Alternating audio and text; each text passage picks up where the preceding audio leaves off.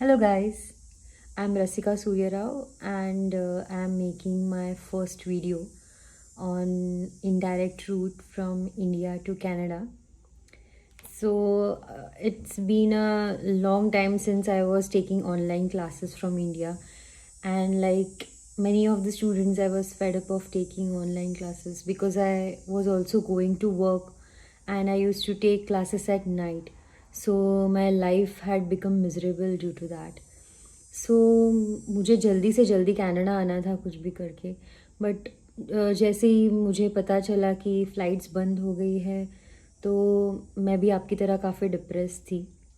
But मुझे आने के लिए I I was looking for a safer route, क्योंकि मैं अकेली थी, मेरे साथ कोई भी नहीं था आने के लिए। तो सेफ़र रूट एज इन जहाँ मुझे ज़्यादा लेयर्स ना लेने पड़े, जहाँ मुझे ज़्यादा लेयर्स ना लेने पड़े एंड मुझे मेरा ज़्यादा फ़्लाइट में ही टाइम ना गुज़रे, ऐसा रूट मुझे लेना था। Route which I took was via Ukraine.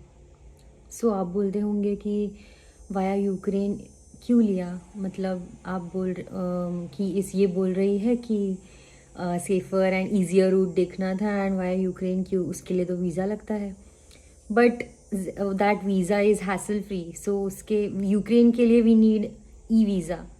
So e visa हमें आप अर्जेंट में करवाओ तो it comes within 24 hours और may be less than that. और अगर आप चाहे आपके पास ज़्यादा टाइम हो, 1 वीक हो, तो भी आपको वीज़ा 3 डेज़ में आ जाता है। So it is not a hassle. इसलिए मैंने ये रूट सेलेक्ट किया क्योंकि मैं अकेली थी, I told you before.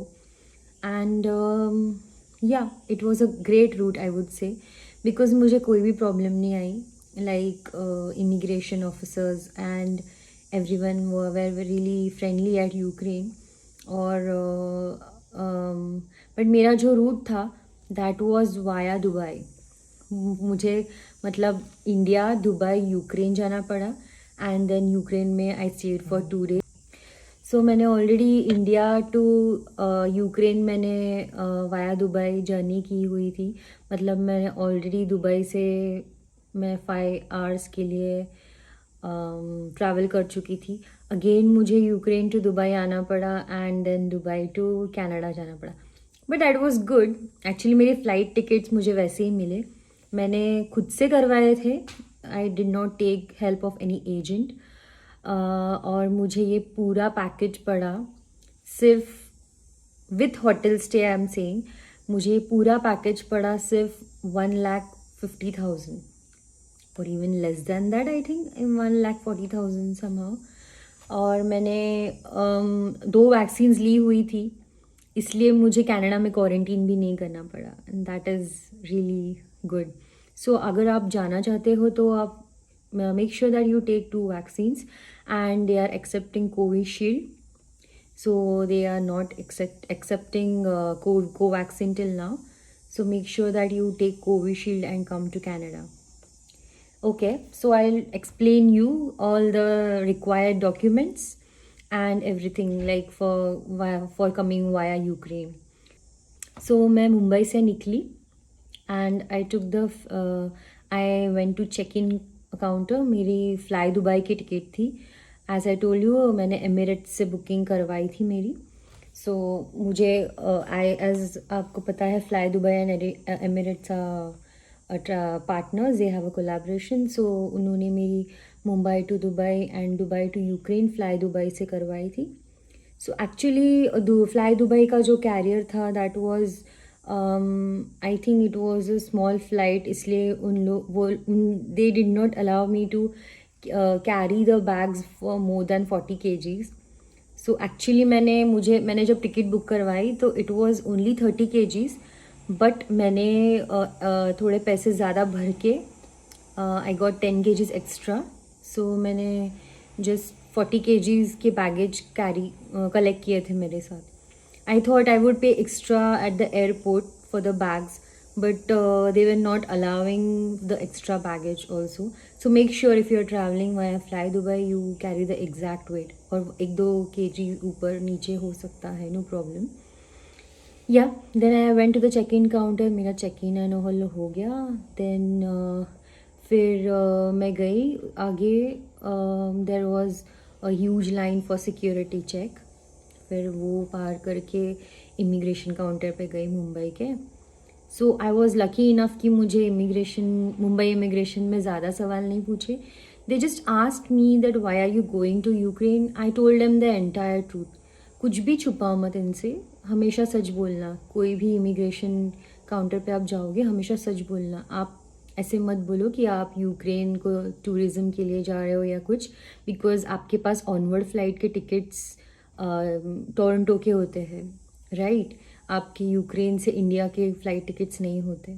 So you tell them that you are going on study permit.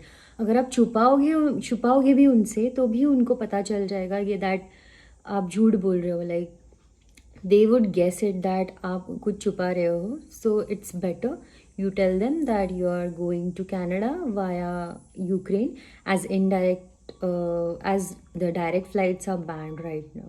Okay, so this I crossed this step. So मेरे साथ कुछ लोग थे, उनको काफ़ी questions पूछे। So मेरे साथ कुछ मेरे साथ I mean मेरे आगे और मेरे पीछे का लाइन में जो लोग थे उनसे क्वेश्चंस पूछे कि आप क्यों जा रहे हो। बहुत सारे स्टूडेंट्स थे, कुछ पीआर होल्डर्स भी थे मेरे साथ जो कनाडा ट्रैवल करना चाहते थे। सो या सो उनसे पूछा, उनसे एलओए पूछा। देन उनको उनसे पूछा कि आप आपका आपकी फ़ीस रिसिप्ट दिखाओ। ये मुंबई एयरपोर्ट पे पूछा उन्होंने। सो मुझसे सिर्फ उन्होंने पूछा कि पोर्ट ऑफ एंट्री लेटर दिखाइए and you can move ahead. So उन्होंने स्टैम्प लगाया and then I went ahead. So गई। आई वॉज रियली हैप्पी कि एक मेरी स्टेप पार हो चुकी है, बट आगे काफ़ी कुछ आना और बाकी था। बिकॉज़ आगे बहुत बड़ा बिकॉज़ आगे बहुत बड़े स्टेप्स थे। So I went to the gate directly because मेरी मॉर्निंग 5:10 की फ़्लाइट थी। बट मुझे ऐसे मुझे किसी मेरे फ्रेंड ने बताया that you have to take an RT-PCR to go to Dubai, क्योंकि तभी ही दुबई ने ईज़ किए थे ट्रांजिट के लिए इंडियन ट्रैवलर्स के लिए रिस्ट्रिक्शंस। सो ऐसे बहुत कुछ चीज़ें थी। So I went, my family told me that you should go early. So मैं 5 आवर्स पहले ही पहुंच गई थी एयरपोर्ट पे। एंड 1 AM को हम वहाँ पहुँचे। 12 AM को हम वहाँ पहुँचे। देन थोड़ा सा गुड बाइज एंड वो सब हो रहा था। Then I inquired about the RT-PCR test कि मुझे करवानी है कि नहीं RT-PCR। सो मेरे फ्लाई दुबई के लिए it was not necessary. So कुछ फ़्लाइट्स है like Air Arabia and all, so वो जो जहाँ जिनका लेओवर शारजा में था उनको दैट वाज एसेंशियल। सो वो मेरे बच गए वैसे। ओके, सो जो रैपिड टेस्ट था वहाँ पे उसकी cost was around 4 to 5 thousand। सो कुछ लोगों को करवाना पड़ा। सो बट मुझे नहीं था तो आई डिड नॉट केयर। फिर मैं 1:30 बजे अंदर गई। अंदर जाने के बाद ये सब ईज़िली हो गया। I went to the gate, I move forward to my gate and वहाँ से मुझे Mumbai to Dubai and Dubai to Ukraine का बोर्डिंग पास उन्होंने दिया था। सो मैंने जस्ट मुंबई टू दुबई का बोर्डिंग पास मेरे हाथ में रखा था एंड जो दुबई टू यूक्रेन था वो मैंने बैग में अंदर रख दिया था। Please don't keep your passport and boarding pass in your bags. Just keep it handy. Okay, like आप एक छोटा सा बैग कैरी कीजिए जिसमें आप आपके पासपोर्ट, थोड़े से पैसे एंड बोर्डिंग पास रख पाओ। बड़े बैग आप या फिर सैक कैरी करोगे तो उसको एक छोटा सा एक उसमें आगे ही पॉकेट हो तो अच्छा होगा। नहीं तो आप एक स्लिंग बैग या फिर एक छोटी सी क्रॉस बैग आप कैरी करो जिसमें आपको इजीली सब कुछ डॉक्यूमेंट्स आप निकाल सकते हो।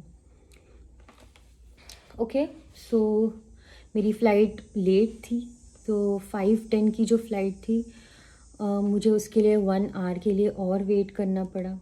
ऑलरेडी मुझे इतनी नींद आ रही थी क्योंकि जाने से पहले के एक्साइटमेंट में एक रात पहले मैं सोई नहीं थी, और उस दिन भी मैंने सोचा कि आफ्टरनून में सो जाऊँ, बट आई कुडंट स्लीप क्योंकि रात को जाना था। उसकी एक्साइटमेंट में सब कुछ ठीक होगा कि नहीं, और घर वाले भी काफ़ी डरे हुए थे, but it all went good. फिर आगे गई एंड हमारी मेरी हमने बोर्डिंग 6 बजे स्टार्ट किया एंड वी लेफ्ट एट 6:30। 6:30 गए हम and I reach Dubai at 9।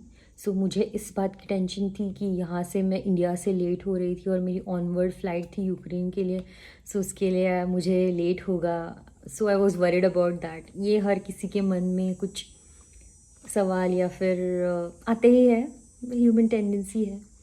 Okay, सो मैं गई आगे। देन सो भी नहीं पाई फ़्लाइट में, क्योंकि जैसे ही फ़्लाइट में सोने लगी उसमें मेरा खाना आ गया। सो मैंने कुछ स्नैक्स खाए एंड देन कुछ नहीं, फिर सोई नहीं। देन मैंने डिसाइड किया था कि जो दुबई टू यूक्रेन की फ़्लाइट होगी उसमें सो जाऊंगी, क्योंकि that was a 5 hour long flight. So मैंने वैसे ही किया। देन दुबई पहुंच के मेरा टर्मिनल चेंज करना था मुझे। सो मेरी जो फ़्लाइट थी वो टर्मिनल 2 पे लैंड हुई थी, एंड नेक्स्ट मेरी फ़्लाइट थी वो टर्मिनल 3 से थी। तो दुबई एयरपोर्ट का मुझे सिस्टम बहुत अच्छा लगा कि उनकी जो सर्विस है इंटरनल टर्मिनल्स की, that is very very hassle free. और उनके हर स्टेप बाय स्टेप पे उन्होंने कुछ स्टाफ रखे हैं जो हमें गाइड करते हैं कि कौन से टर्मिनल पे कैसे जाना है। एंड दे वो आवाज़ लगाते हैं कि सर्बिया, यूक्रेन, ऐसे वो आवाज़ लगाते हैं, फिर हमें वो लेकर जाते हैं, खुद वो एस्कॉर्ट करते हैं वहाँ तक, उस टर्मिनल के बस तक। देन मैंने टर्मिनल 3 के लिए बस ली and then I was proceeded we all were proceeded to get our gate for the flight to Ukraine. So that flight was also delayed. That was a good thing for me. I was really worried क्योंकि वहाँ Dubai airport is like very big. So वहाँ से यहाँ से उस terminal से इस terminal तक जाने तक बहुत टाइम लग जाता है। सो मेरी फ़्लाइट थोड़ी डिले हुई, that was really good. But Ukraine को मेरी फ़्लाइट एकदम टाइम से पहुंच गई। सो फ्लाई दुबई का एक डिसएडवांटेज है कि आपको कुछ एंटरटेनमेंट का एक्सेस नहीं होता फ़्लाइट्स में। इन फ्लाइट एंटरटेनमेंट एक्सेस नहीं है, जिस that there we had to pay for that. आप पे करके ले सकते हो, that's not a big deal. But अगर आपको नहीं लेना तो आप आपके लैपटॉप में या मोबाइल में थोड़े से मूवीज़ लेके जाओ ताकि आप देख सको उसमें। ओके, सो मैं यूक्रेन पहुंची एंड देन यूक्रेन पहुंचने के बाद मुझे आपको एक वहाँ पे एक स्लिप भरनी पड़ती है, that is the immigration slip. Okay, so इस स्लिप को आपको संभाल के रखना पड़ता है, बिकॉज़ वो स्लिप हमें वाइल एंटरिंग यूक्रेन उसकी ज़रूरत नहीं पड़ती। When you enter you have to fill all the details and keep it in your folder. Okay, जो डॉक्यूमेंट्स आप कैरी करते हो उसके साथ रखो। मुझे इस बात का पता नहीं था जब मेरे लाइन में जब सारे लोग वो इमिग्रेशन स्लिप भर रहे थे, ज़्यादा इंडियंस और अदर इंटरनेशनल स्टूडेंट्स ही थे जो वो स्लिप भर रहे थे। सो मैंने उनको देख के ही वो स्लिप ली and I started filling it. And मुझे वहाँ पे तो कुछ पूछा नहीं उन्होंने।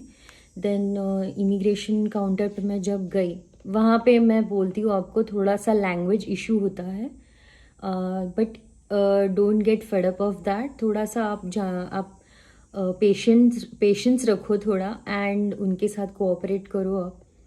सो they will also cooperate with you. अगर आप इरिटेट हुए then they will also get irritated. Okay, so कुछ लोगों को लाइक जो लोग कुछ भी नहीं समझ पा रहे थे तो उनको उनकी लाइन अलग से बनाई हुई थी। बट बहुत स्ट्रिक्ट ऑफिसर मिली थी मुझे। So she asked me each and everything She asked me for my student visa. Okay, so that was in the passport.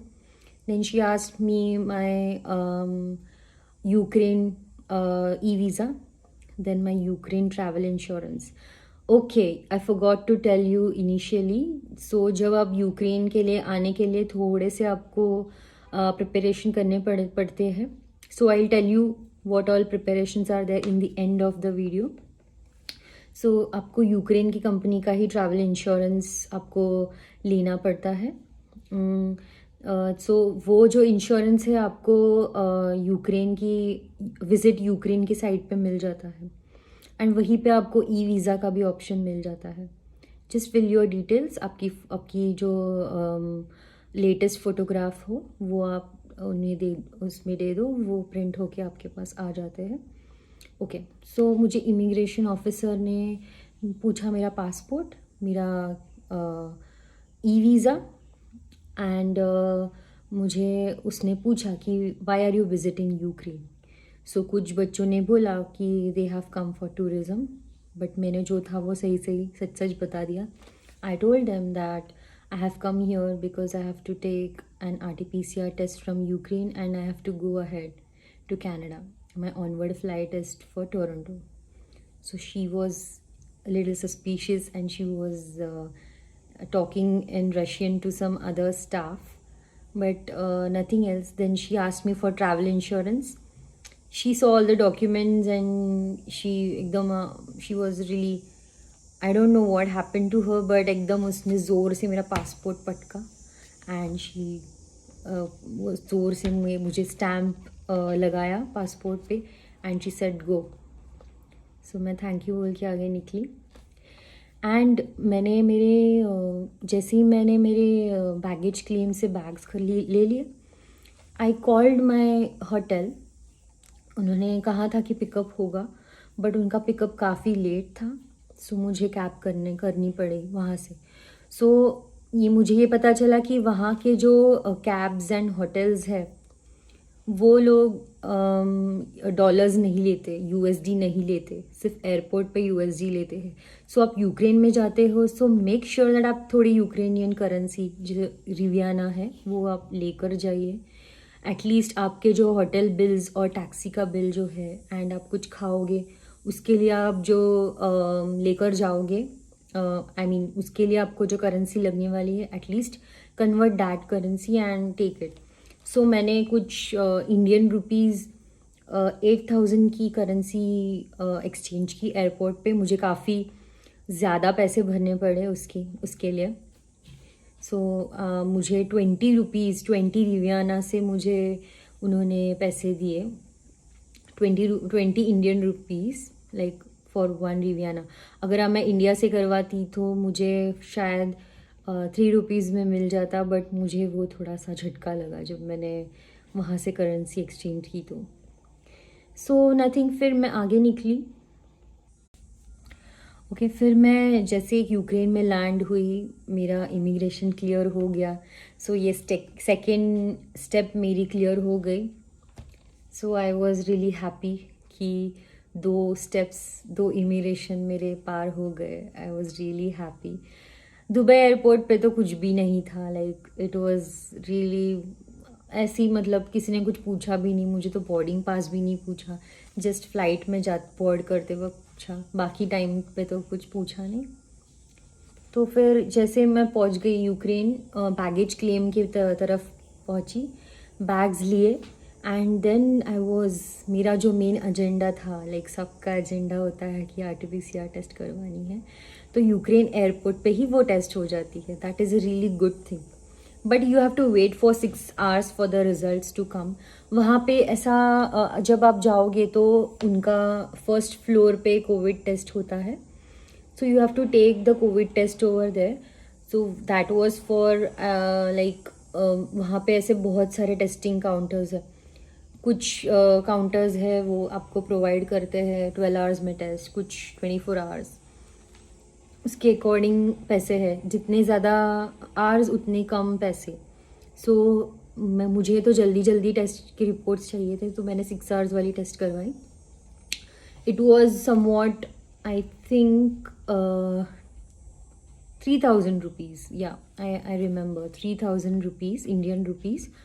वो मैंने एयरपोर्ट पे, आप USD में भी पे कर सकते हो उनको, या फिर आप कार्ड भी यूज़ कर सकते हो, बट मेरे पास ऑलरेडी मैंने करेंसी एक्सचेंज करवाई थी, सो मैंने यूक्रेन करेंसी से ही वो टेस्ट करवाई। एंड वहाँ गई तो इट वाज, मतलब काफ़ी स्टूडेंट्स ही दिख रहे थे मुझे वहाँ पे भी।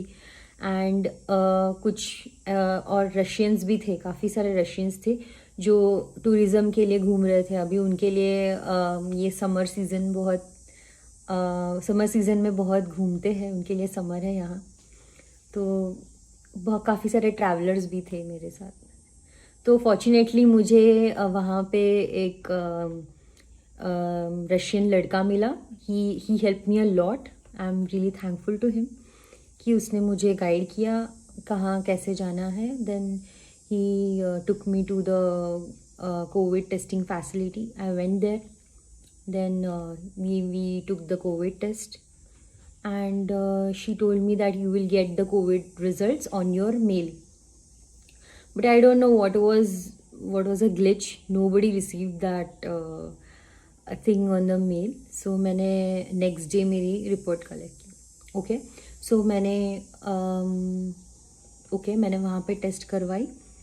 Then I moved ahead to the hotel. So hotel से मैंने एयरपोर्ट से मैंने टैक्सी करवाई एंड होटल के लिए।